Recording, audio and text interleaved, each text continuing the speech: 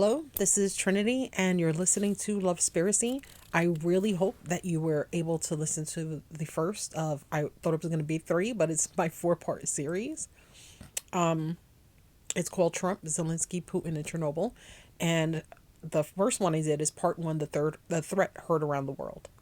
So part two is going to be more or less about Ukraine and the Russia conflict and where the United States fits in very well. All of these pieces are going to connect. So please listen to the first part so you can catch up. It's really, really good stuff. All right.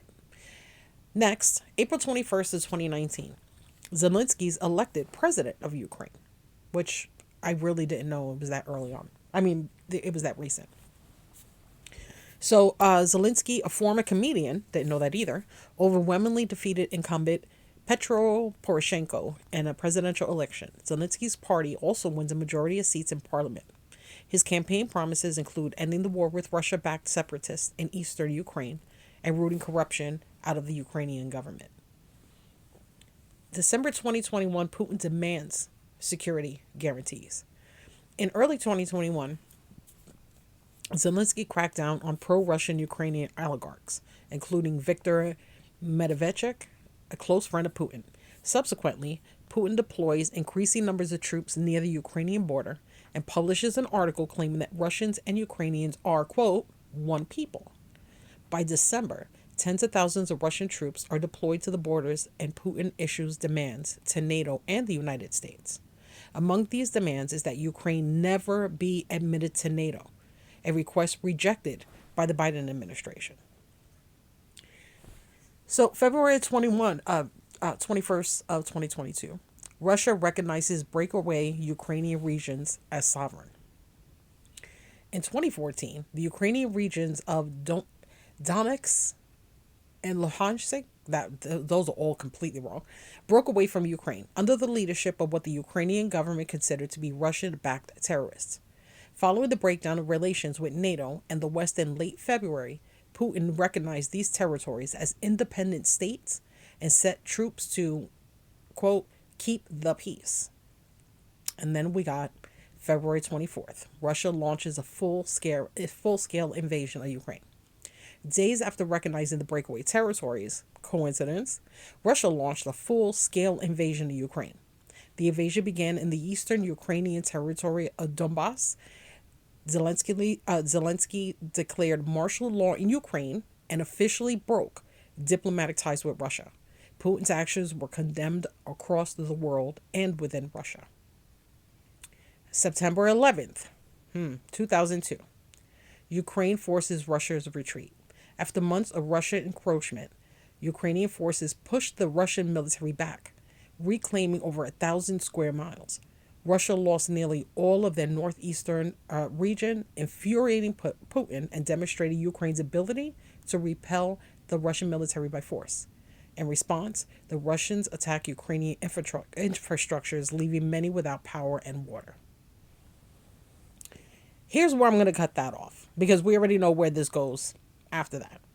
So Russia annexes in 2024, annexes 4 Ukrainian regions.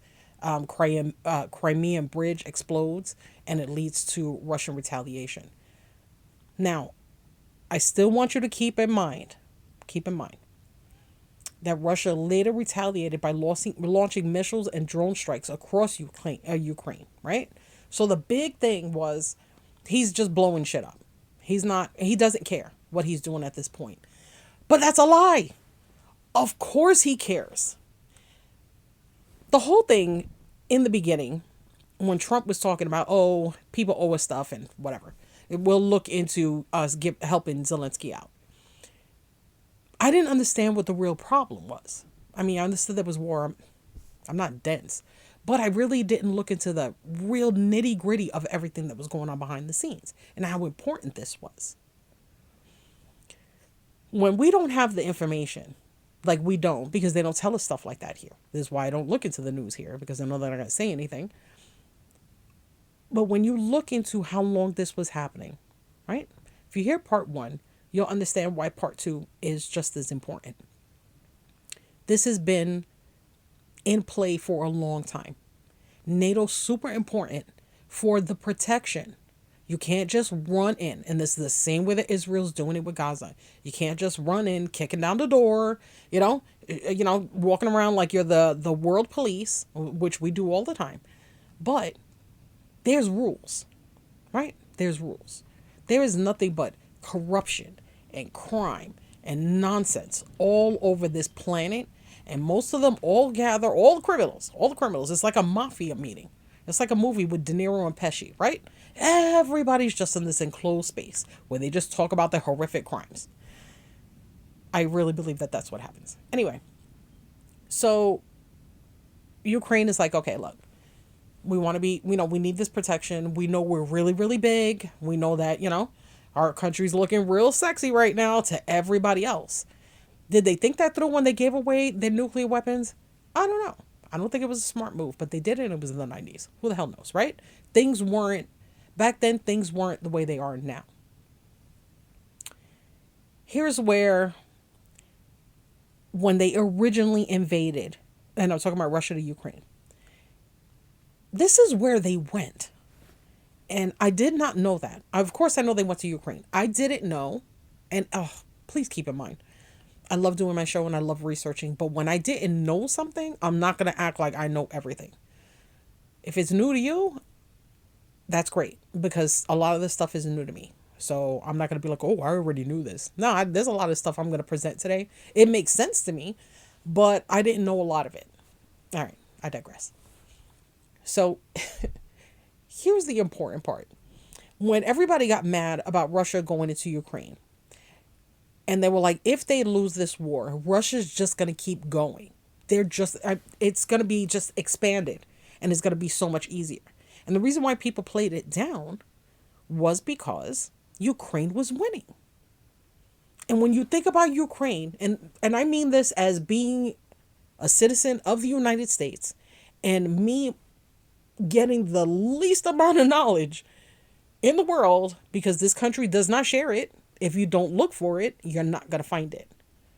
So it's like finding out Greenland's like 10 times bigger than the United States, but it looks small on a map.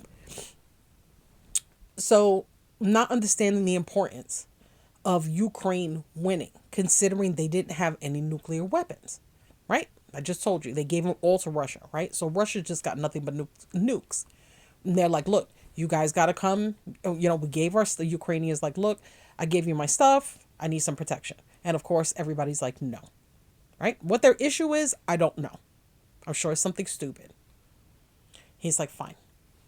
Then we'll kick ass any other way.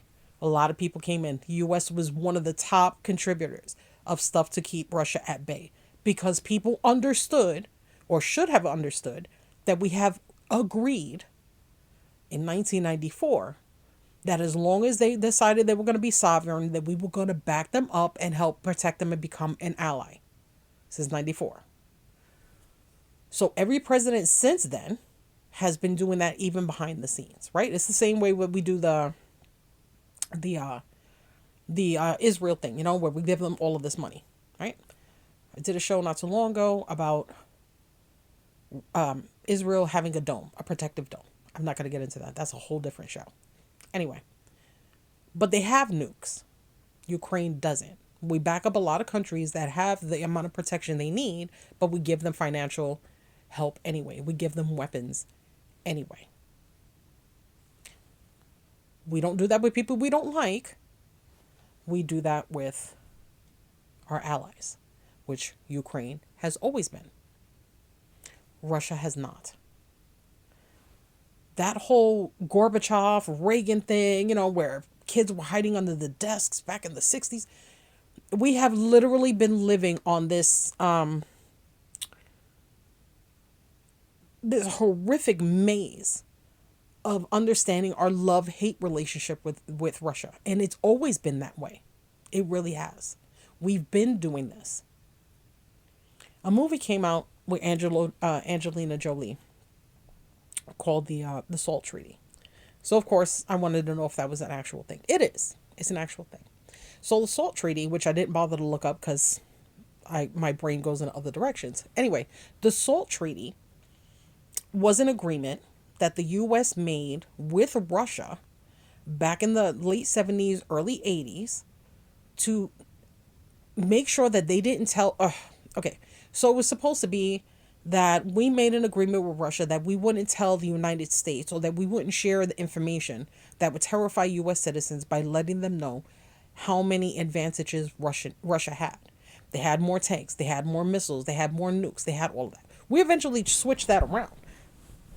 But Russia, all these other countries, they love, taking their tanks. China does it. They love showing off their nice, pretty, deadly things. And they were like, look, we can't do that. The U.S. already knows that you have nukes. We can't deal with that. Stop scaring the shit out of our people. Let's make this whole agreement. And they did. And they did.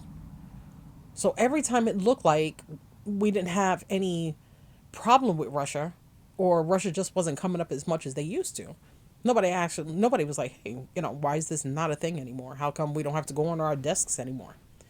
Nobody was asking, because we were making hidden deals. We always have. We've done it with everybody. Here's where this becomes an issue in 2025. Trump has never hidden at all where he stands with people in power. Do I honestly think that Trump is literally walking around with the IQ of 2? No. He got where he is because he's smart, but he doesn't think about the repercussions. There is a thing like a psychopath, and I think that that's what he is. I think he's a narcissist, but I do not think that he's stupid. He didn't get this far, even though he was trained to do this. Everybody has a trainer. Everybody has a handler. He has handlers. He's had handlers since his dad died. He's always had a handler who taught him what to do, how to do it, what to say, whatever. He took it and he ran with it. This is nothing but ego. And this is where he made a huge mistake in the Oval Office by showing exactly how to take him down. He was doing a performative piece, and he ruined it for everyone in the United States. Okay. So, with that being said, there are questions now being asked about Trump and the kind of things that he's been doing. So, come back for part 3, and we're going to talk about, now there's a regular outside mainstream media people talking about Trump possibly being a Russian asset. So I'm going to bring to the table the connection between Trump and Russia, but it ain't going to go where you think that it is. So hopefully you'll listen to part 1. I hope you enjoyed part 2, and I'm about to go do part 3 now. Okay, I'll see you in a bit. This is Lovespiracy, and I'm your host, Trinity. If you enjoy our content, please show your support by liking, sharing, and following. Our strength is in independent media. Our voices matter. Thank you for making this possible.